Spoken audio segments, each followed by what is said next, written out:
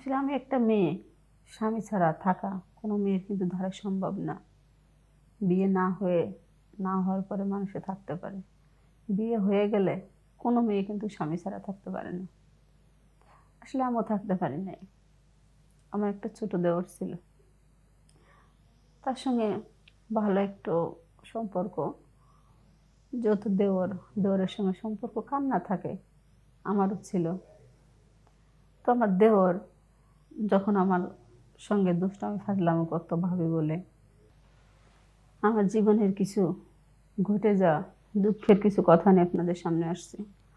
আশা করি আমার কথাগুলো আপনারা শুনবেন, আর আমার কথাগুলো থেকে কিছু বুঝবেন, কিছু শিখবেন। আসলে বেশি লোভ যারা করে না, তাদের কিন্তু প্রত্যেকটা দমে প্রত্যেকটা সেকেন্ডে ধোঁকা খাইতে হয়। আসলে আমি লোভ করছিলাম, সেই কারণে আমি ধোঁকাটা খাইছি, কষ্টটা আমি পাইছি। আসলে আমি একটা মধ্য ফ্যামিলির মেয়ে, বাবা মার যা কিছু আছে চলে যায়, চলতে পারে, অন্যের কাছে যাওয়া লাগে না। আমার বাবা আমার অনেক শখ করে বিয়ে দেয়। বিয়ে দেওয়ার পরে যখন আমি আমার স্বামীর বাড়িতে যাই, আমার স্বামী চাকরি করে সিলেট। তো 6 মাস পর বাসায় আসে, বাড়িতে আসে, কি 1 মাস পর আসে, আবার কি আসছে 1 বছর পরেও আসে। আসলে আমি একটা মেয়ে, স্বামী ছাড়া থাকা কোনো মেয়ের কিন্তু ধারা সম্ভব না। বিয়ে না হওয়ার পরে মানুষে থাকতে পারে, বিয়ে হয়ে গেলে কোনো মেয়ে কিন্তু স্বামী ছাড়া থাকতে পারে না। আসলে আমিও থাকতে পারি নাই। আমার একটা ছোট দেওর ছিল, তার সঙ্গে ভালো একটু সম্পর্ক। যত দেওরের সঙ্গে সম্পর্ক কার না থাকে, আমারও ছিল। তো আমার দেওর যখন আমার সঙ্গে দুষ্টামি ফাজলামি করতো ভাবি বলে, আসলে তখনও আমার সঙ্গে ফ্রি মাইন্ডে কথা বলতো, বা আমি ফ্রি মাইন্ডে কথা বলতাম। আসলে যেই ফ্রি মাইন্ডে কথা বলতে বলতে এক সময় আমার ওর ভিতরে অন্যরকম একটা সম্পর্ক হয়ে যায়, আর অন্যরকম একটা ফিলিংস আমাদের ভিতরে কাজ করে। তো এরকম করতে করতে এক পর্যায়ে আমি প্রেগনেন্ট হয়ে যাই। আমার স্বামী 1 বছর বাড়িতে আসে না। তো তার ভিতরে আমার খুব বমি হয়, মাথা ঘুরায়, কিছু খাইতে পারি না।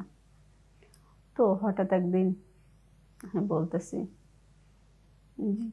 আমার স্বামী ফোন দিছে, আমি বলতেছি দেখো আমার না কিছু খাইতে পারি না, ভালো লাগে না, আর কিছু খাইলে সব কিছু উঠে যায়। তখন আমার স্বামী বলতেছে, তাহলে গ্যাস্ট্রিকের সমস্যা আছে তোমার, তাহলে তুমি এক কাজ করো, তুমি ডাক্তারের কাছে যাও, ডাক্তারের কাছে যেয়ে সব কিছু ভেঙে বলো।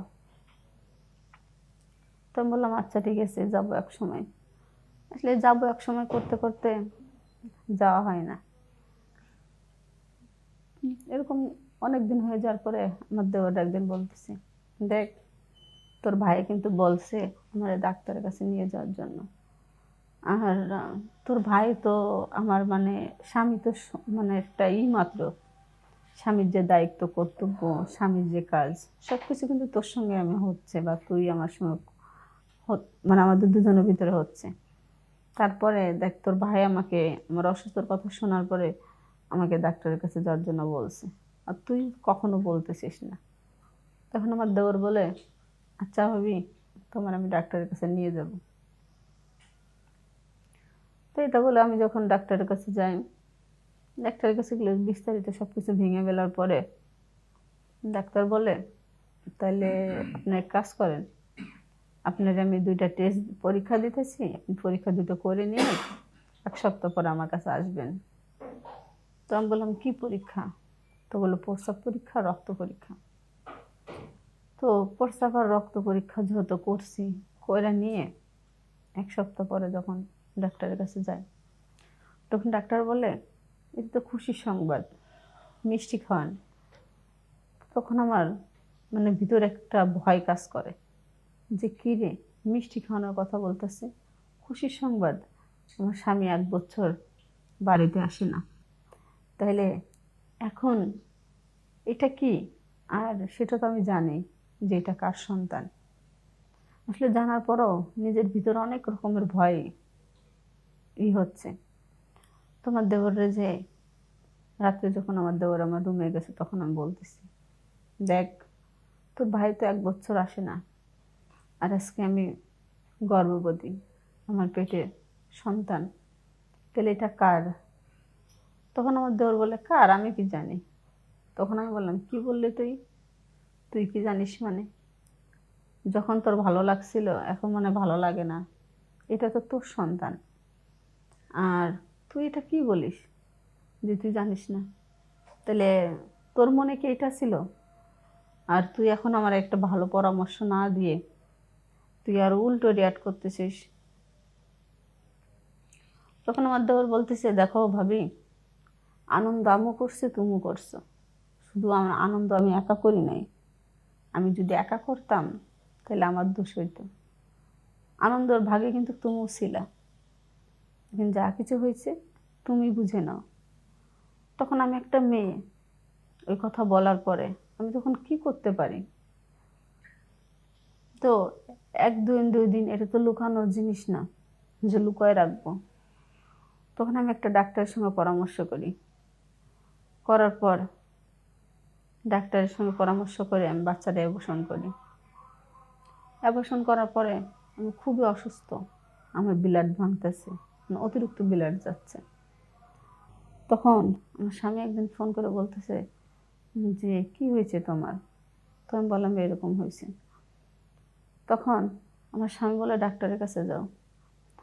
আসলে ডাক্তারের কাছে যাব কি, তখন আমার বুকটা ছিদ্র হয়ে কান্দাইতেছে যে কি রে, আজকে যার জন্য আমি এত কিছু করলাম সে আমাকে অতি তাড়াতাড়ি আমার থেকে সরে গেল। আর যে যারা আমি ধোঁকা দিছি, যারা আমি ঠকাইছি, সে কিন্তু ঠিকই আমার পাশে থাকছে, ঠিকই সে আমার যত্ন নিচ্ছে, ঠিকই আমার খেয়াল রাখতেছে। আসলে আমি আমি একটা মেয়ে, আমি যে ভুলটা করছি, আপনারাও তো মেয়ে, আমার গল্পটা যে শুনছেন তার ভিতরেও কিছু না কিছু মেয়ে আছে। বিবাহিত মেয়েদেরকে বলি, যা কিছু করবেন ভেবে চিন্তে করবেন। আর স্বামীর যদি প্রয়োজন হয় তাহলে স্বামীকে বলবেন দেশে চলে আসার জন্য, নিজের কাছে থাকার জন্য। অন্য অত দূরে থাকলে যে আমি যে ভুলটা করছি স্বামীর প্রয়োজনে, আপনারাও ঠিক একই ভুল করবেন। তা আমি যেটা করছি আপনারা কেউ করেন না। আপনাদের প্রতি আমার একটাই অনুরোধ, যে ভালোবাসা অন্যকে দিবেন সে ভালোবাসা নিজের স্বামীকে দেন, দেখবেন সুখে শান্তিতে সংসার করতে পারবেন।